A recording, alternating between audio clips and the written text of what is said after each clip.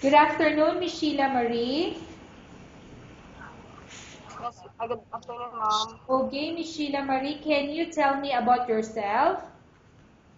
My name is Sheila May Salinas, and I'm 26 years old, and I'm a single mom with my two children. Okay, I have a few questions for you to answer, so let's start. Yes, Why ma'am. do you want to work as a maid? To earn more money for my kids and also my family. Why you choose Malaysia when there is a lot of other country? Because Malaysia is near country to the Philippines. How are you qualified for this job? I'm qualified for this job because I'm hardworking and also honest. May I know what your education level is? College level, ma'am. What is your recent working experience? A sales lady of a supermarket. Have you worked abroad before? Not yet, ma'am. Do you have experience of taking care of baby? Yes, ma'am, because I have my own baby. I know how to take care of them. Older people, do you have experience? Pardon, ma'am? What about elder or older people? Do you have also Not, experience? no, ma'am. But are you willing to take care? Yes, ma'am. Do you have any other special skills? Yes, ma'am. Like house cleaning, the washing and ironing. Okay. Are you willing to learn new skills? Yes, ma'am. Are you willing to work in a family where the mother-in-law or any relative stay together? Yes, ma'am. Currently, are you still working now? Not, no, ma'am. No. Do you know how to cook? Yes, ma'am. What sort of food can you cook? Filipino food like adobo. That's Okay. it. Yes, Are ma'am. you aware that you will have to do washing, cleaning, ironing, and cooking? Yes, ma'am. From all the house chores or household work such as cooking, cleaning, and washing, which do you like most? House cleaning and taking care of baby.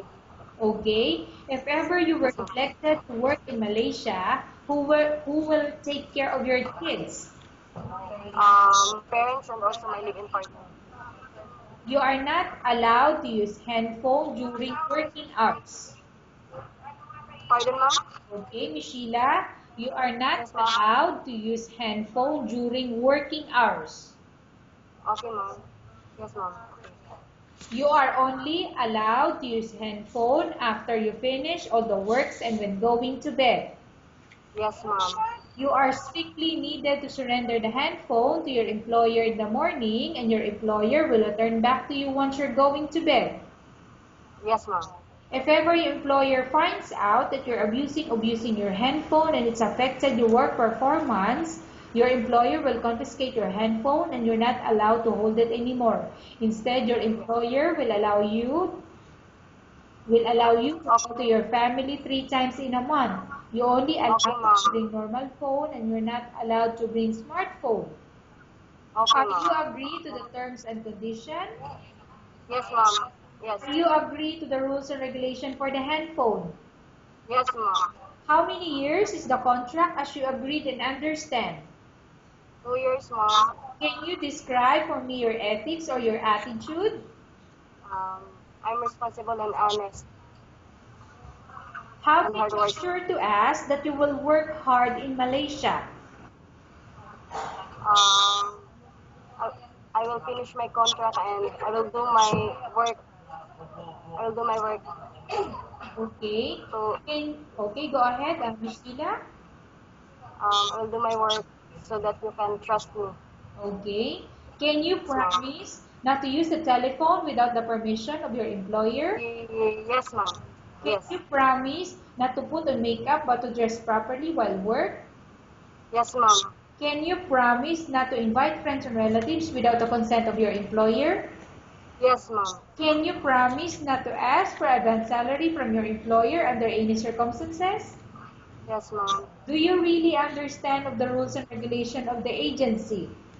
Yes, ma'am. Do you pay any placement fee for you to come to Malaysia to work as a maid? No, ma'am.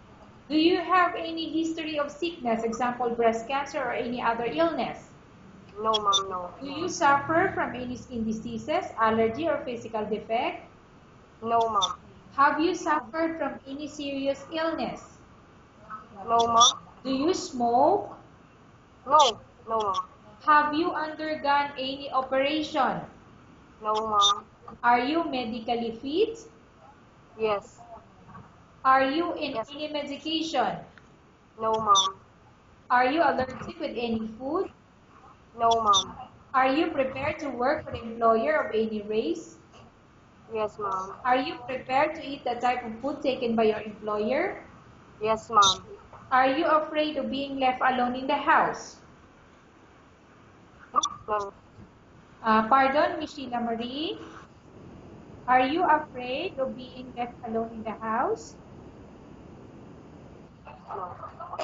Miss Sheila? Miss Sheila, are you afraid of being left alone in the house? Yes, no, ma'am. No. Are you afraid of dogs or other pets? Miss Sheila? Yes. Are you Hello. afraid of dogs or other pets? Maybe. Maybe.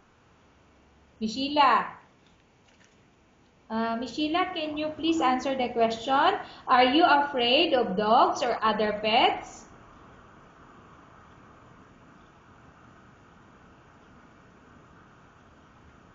Miss Sheila? Hello. Okay, can you please answer the question? Are you afraid of dogs or other pets? Maybe, ma'am. Maybe. Pardon?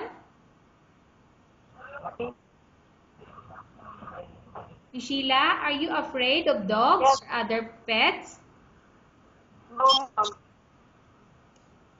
Can you promise to work according to instruction from your employer? Yes, ma'am. Yes. Do you have any immediate family working in Malaysia? No. Okay, Miss Sheila Marie, we have finished our question section. Let's go to case study. I have a case study for you and I want you to answer me truthfully. Upon arrival Yes, in ma'am. Malaysia within 6 months, if ever any of your family members pass away, what will you do? Will you continue to work till finish your contract or you will go back? I will finish my contract, ma'am.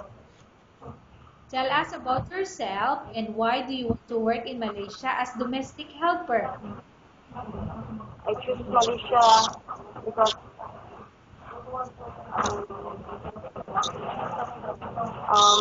Malaysia is near country to the Philippines and